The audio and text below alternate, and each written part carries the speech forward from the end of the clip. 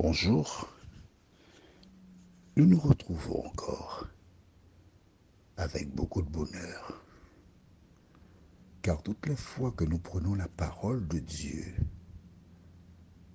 c'est avec joie, car elle nous prépare afin de vivre un jour sur la nouvelle terre que Jésus-Christ a été préparé pour celles et ceux qui se confient en lui. Comme moi, je reste persuadé que tu es fatigué de cette terre. Comme moi, je suis convaincu que toutes les mauvaises nouvelles que nous entendons nous rappellent que nous ne sommes pas de ce monde.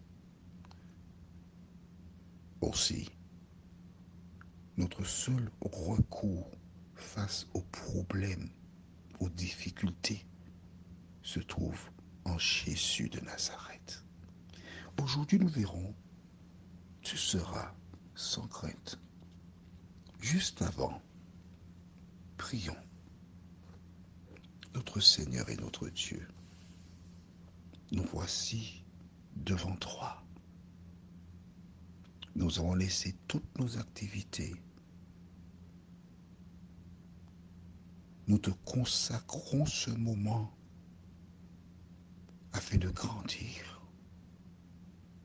Saint-Esprit, merci de nous conduire dans la vérité.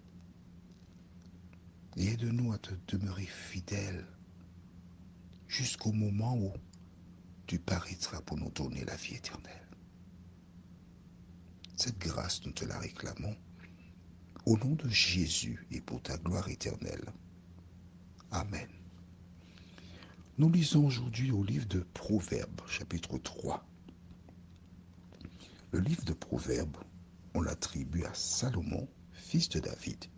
Nous avons laissé les psaumes, et tu vois que de Genèse à Psaume, nous avons vu des récits qui nous incitent à placer notre confiance en l'Éternel des armées.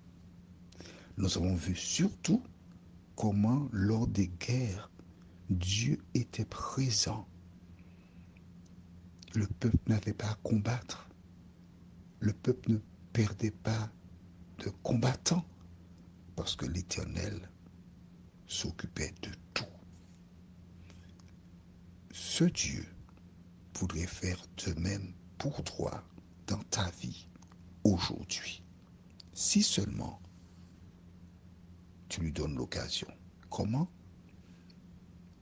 En lisant sa parole, la Bible dans un esprit de prière et en adoptant l'enseignement biblique. C'est tout ce que tu as à faire.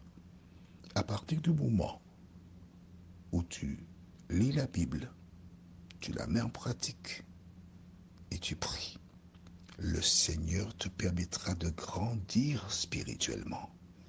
Il va te fortifier et tu seras à même de remporter toutes les victoires. Rappelle-toi, écris dans le cahier. De temps en temps, il faut te donner quelque chose à écrire. Mais si, écris Matthieu 4, verset 2 jusqu'au verset 12. Après un jeûne de 40 jours, Jésus s'est rendu dans un désert pour prier. Car pour remplir la mission, il avait besoin de force. Quand les enfants d'Israël laissèrent l'Égypte, Moïse monta sur la montagne pendant 40 jours et 40 nuits, il était avec Dieu. Jésus, lui, il est venu afin de racheter celles et ceux qui le veulent. Oui, tu vois, hein, il ne t'épose pas le salut. Ces personnes-là, donc il a passé 40 jours à jeûner et à prier. Le diable est venu le tenter. Une première fois, il a répondu par « Il est écrit ». Une deuxième fois, il est écrit.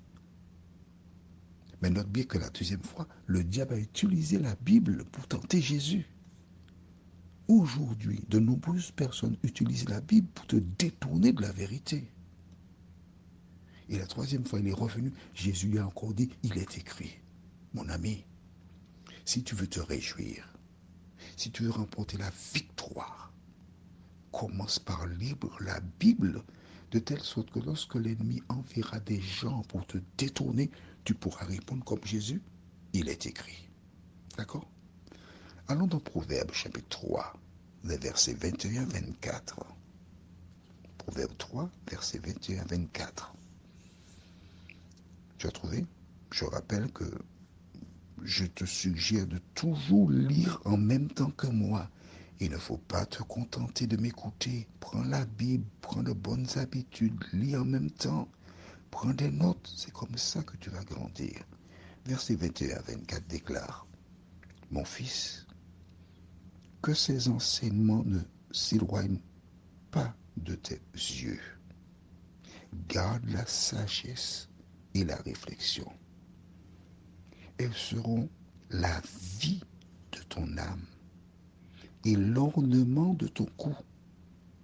Alors tu marcheras avec assurance dans ton chemin et ton pied ne heurtera pas.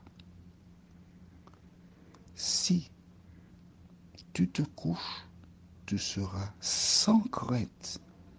Et quand tu seras couché, ton sommeil sera doux. Aïe, aïe, aïe. Qu'est-ce que c'est beau. Attention. Proverbe te donne conseil. Il te dit que tu dois organiser ta vie de telle sorte que lorsque tu vas te coucher, tu t'endormiras sans crainte. Je m'adresse à toi, là aujourd'hui.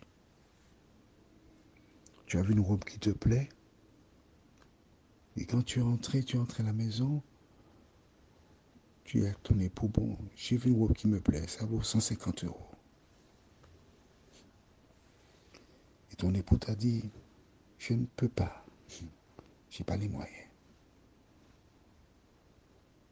Et toi, tu fais la tête. Tu ne connais pas ses affaires, tu veux de l'argent, tu vas acheter la robe. Tu es en colère, tu vas dormir. Tu ne dis même pas bonne nuit et tu tiens à faire savoir que tu n'es pas contente. Et tu as été dormir. Mais que peut-il se passer dans la nuit? La maman de Mathie, qui habite Place d'Armes, lamentait.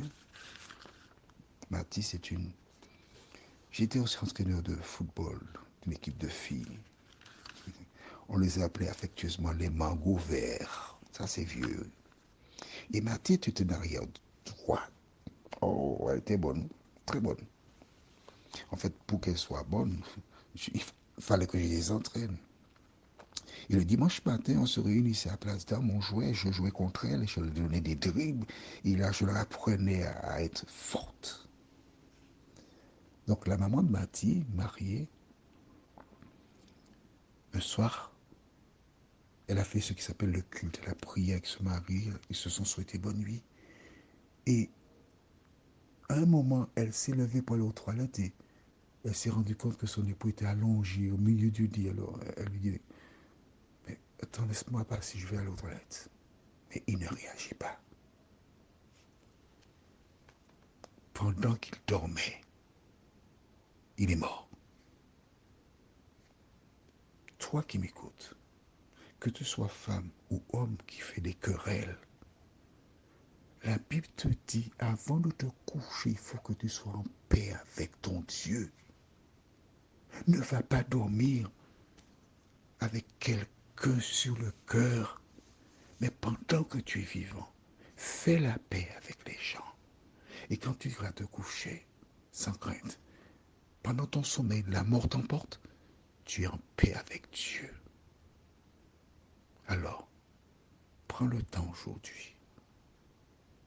Appelle des personnes que tu dois appeler. Parle-leur. Prends rendez-vous. Mais comme la Bible te dit, recherchez la paix avec tous, sans laquelle nul ne verra le Seigneur. Prions. Notre Seigneur et notre Dieu. Souvent, nous avons l'impression d'être immortels. Pourquoi? parce que nous pensons que nous aurons toujours le temps, alors que le temps ne nous appartient pas.